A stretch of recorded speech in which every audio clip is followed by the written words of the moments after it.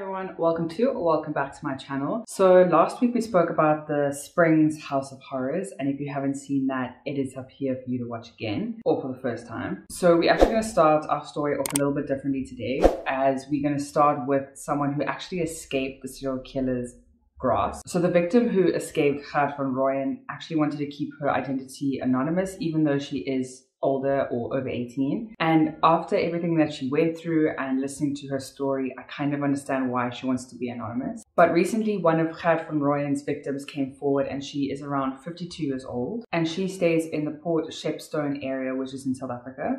And the reason that she said that she wanted to come forward was because Gert van Rooyen is continuously still in conversation with her family and people around her, and she often wonders why she was the only sole survivor of this person, and why was she spared and the other victims were not. So all of that being said, her story took place in Witpoortjie, which is near Krugersdorp, and this happened around 1976. And she describes the day as very cold. It was the middle of winter, and it was around her 14th birthday that this all happened. And that day, her mother had actually asked her to run some errands for her. I think she wanted to go to the bank to get some documents as well as some stuff for the house. And when this lady was telling her story, she described herself back when she was 14 years old as very shy, very petite, and said that she looked more like an 11-year-old than a 14-year-old. So this young girl, she took a train to Roodepoort Station, and I'm sorry if I'm saying any of these names wrong, but she took the train to Roodepoort Station, and she then ran her errands and came back to the station, where she waited and sat on a bench for the train. And she said that she was sitting on a bench when a well-dressed man approached her,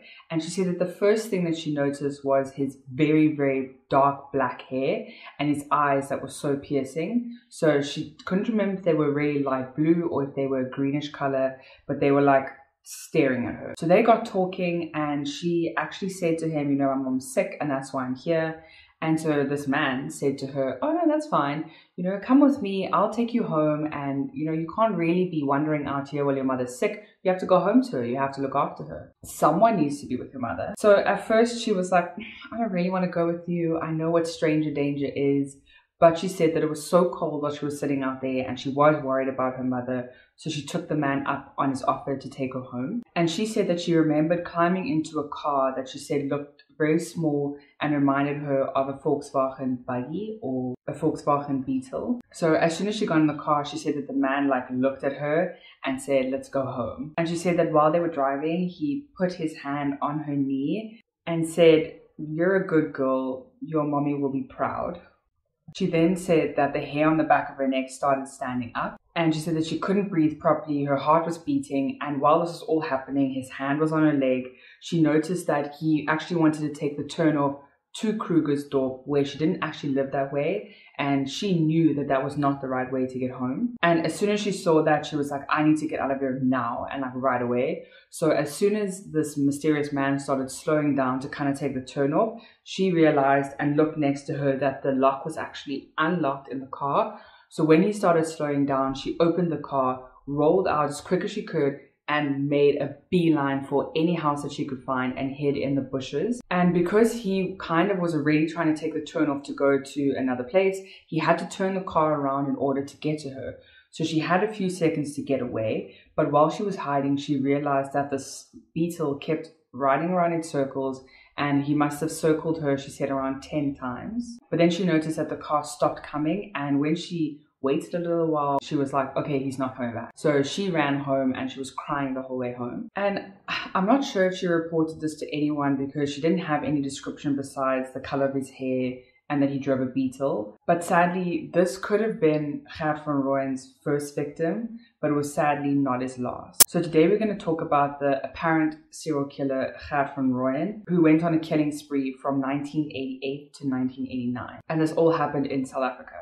Intended for mature audiences only.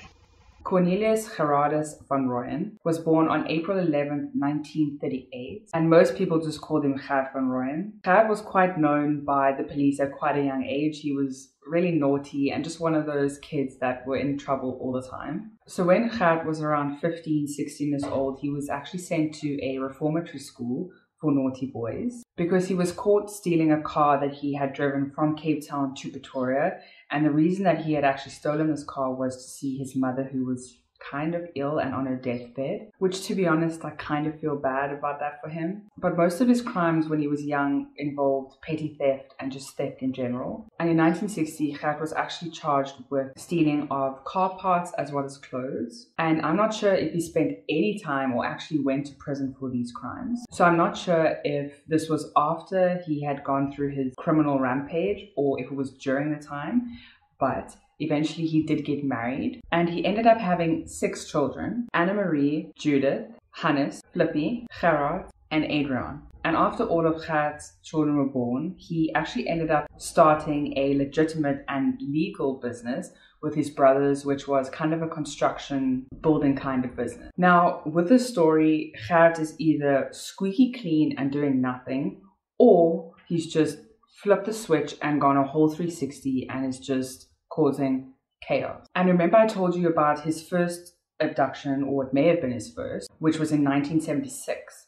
But then in 1979, Gert actually abducted 2 girls. One was aged 10 and one was aged 13. And Gert had actually ended up taking them to Hartsteperspoort Dam, and that was near Pretoria. And it was said that he punched them in the face, ordered them to remove their clothing, and then sexually assaulted them. So Gert only ended up releasing the girls the following day, and luckily they ended up going to the police and they actually ended up arresting him, and he was sentenced to 4 years for abduction, sexual assault, and common assault of these young girls. But he only ended up serving 3 years of that 4-year sentence. And I'm not even going to go there about how I feel about that. But in August of 1983, Gert and his wife Aletta actually ended up getting divorced. And after that, everything seemed to be quiet and Gert was just doing what he needed to do to get by, and he was working on his business. But things kind of got a bit twisted in 1988 when he met his girlfriend, who was known as Francina Harov, and she was known mostly as Joey. And when Joey and Gert actually got together, that's kind of when things got worse and pretty ugly pretty quickly. Friends of Joey actually described her as having light brown hair and she was very petite. And they said that she was very attractive and could have any man that she wanted. And her friends actually thought that it was weird for her to choose a short, balding, pot-belly, older man. And those were their words, not mine. Friends and family of Joey said that she was very hardworking and she was actually a widow at the time that Gert and Joey met, because she just lost her husband and she was raising 3 boys by herself. And her friend said that as soon as Joey started dating Gert, that her personality completely changed. And when I say that we're going to talk about the alleged serial killer Gert van Rooyen, everything that happened to these girls did happen. However, no one was ever taken to trial for what happened to these girls. And the reason will be evident later. And I'm sure, as you realize from the stories that I talk about, I don't really talk about unsolved crimes because I have to know what happens to the criminals as well as the victims. But with all that being said, let's get into the possible victims of Gert van Rooyen. So on the 1st of August 1988, 14-year-old Tracy-Lee Scott-Crossley disappeared near Randburg, Johannesburg, and she was seen by witnesses climbing into a Volkswagen Beetle, and she was never seen again after that. And that day she was meant to go to the Cresta shopping mall with her brother, but her brother unfortunately couldn't make it, so she ended up going alone. Then on the 22nd of December 1988, 12-year-old Fiona Harvey, who was from Pietermaritzburg originally, and I'm not sure if there was a promise of work or if the whole reason that Fiona and Gert actually met was a promise of a job or a promise of something like that. But Fiona and Gert ended up meeting, and this was seen by witnesses because someone ended up driving a white Ford Bantam Bucky and they ended up meeting Fiona. But on the side of this Bucky was the logo or name of Gert and his brother's business. And then on the 7th of June 1989, Joan Horn disappeared and she was 12 years old at the time. In July 1989, Janet Delport, who was around 16 years old at the time, was actually walking around the mall when she was abducted by a lady who was described as blonde, and she was not seen for a couple of hours. And then later on, she was apparently released and she was walking around the mall in obviously very distressed, but she was safe. Then a few weeks after all of this happened, a young girl named Rosa Peel, who was actually from Alberton originally, also disappeared, and she was only 9 years old at the time. And later on, when everything else happened, it was thought that Gert and Joey would actually work as accomplices. So Gert would actually ask Joey to kind of lure these girls in and bring them to him. And children's homes actually around the area would confirm this because they would constantly get calls from Joey asking for girls. And if you've watched my previous videos, this actually sounds a lot like Advocate Barbie that we spoke about earlier. But basically, Joey would call in asking for the girls for a weekend away or just for a little holiday so that they could bring some light into the girls' lives. Then on the 22nd of September 1989, 11-year-old Odette Boucher, who was originally from Kempton Park, ended up disappearing. And on the same day, 12-year-old Anna Marie Wapenaar also ended up disappearing, and she was also from Kempton Park. So that happened on the 22nd of September 1989. Then on the 29th of September 1989, Kobe Wapenaar, which is Anna Marie's mother, she ended up receiving a letter from her daughter Anna Marie, who said that Odette Boucher had run away and had run away with other boys, and that's why she was not coming back. But not only the police who looked into this letter afterwards, but the mother of Anna Marie said that she believed that this was said under duress and that the child had written this while being forced to do so. Then on the 3rd of November 1989, Yolanda Wessels, who was the 13-year-old niece of Joey, who was Gert's girlfriend, ended up disappearing. Lastly, on the 11th of January 1990, 16-year-old Joan Boyson, who was originally from Pretoria, was abducted by Joey in Church Square, and she was taken back to Gert's home, and this was in Malherbe Street at the time, in Capital Park, and sadly Joan was handcuffed, drugged, and sexually assaulted and kept in a cupboard.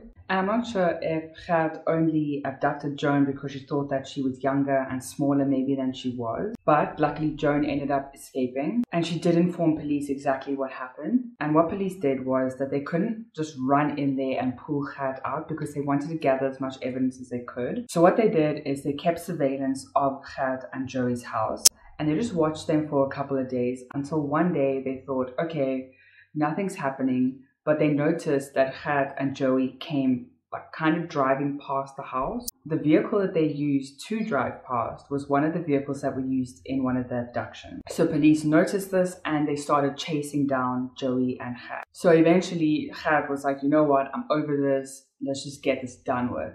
So Gert ended up stopping the car, pulling out a revolver, shooting Joey in the head, dead, and then turning the gun on himself and committing murder-suicide. And when I spoke earlier, obviously, about this case being unsolved, this is kind of what I meant. Gert was never taken to trial for these crimes. And with all of these disappearances that I spoke about earlier, they all were linked to witnesses that saw either Gert, Joey, or the sign for Gert's business. The only two that had no witnesses was Rosa Peel and Tracy-Lee Scott-Crossley. So for example, Odette Boucher, who was one of the girls from Kempton Park, her home address, phone number, and her class captain's badge was found inside Gert's house, as well as Anna Marie, who was another girl from Kempton Park. Her home address was also found in Gert's house. And then later on in 1996, ABSA actually ended up donating Gert's house to the police because they wanted the police to be able to have a focused place in order to try and solve these girls' murders as well as to find them. No one knows where they are. But on the 13th of May of 1996, police actually ended up demolishing the house because they wanted to find evidence that linked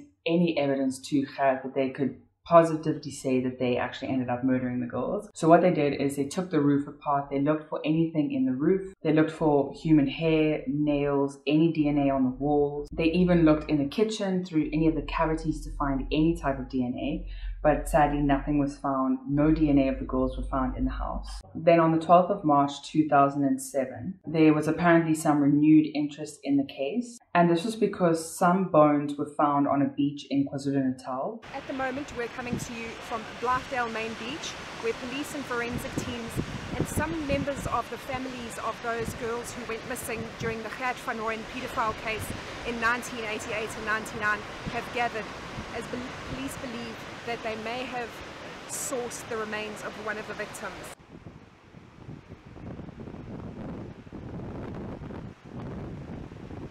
And this was around 500 meters away from a resort that Gert and Joey both went to very, very often. But sadly, when they dug up the remains, the DNA did not match any of the missing girls. And in November 2007, bones were actually found near Gert's old home because neighbors were actually digging up ground in order to build a swimming pool. And apparently local authorities were alerted and there was an investigation, but sadly they were not the remains of the girls. And when I was reading up about the last remains that were found in order for some people to dig up the ground for the swimming pool, they never really confirmed whose bones they were or if they were even animal bones. Scary to think about. They dug up bones at a beach. They don't know who those bones belong to.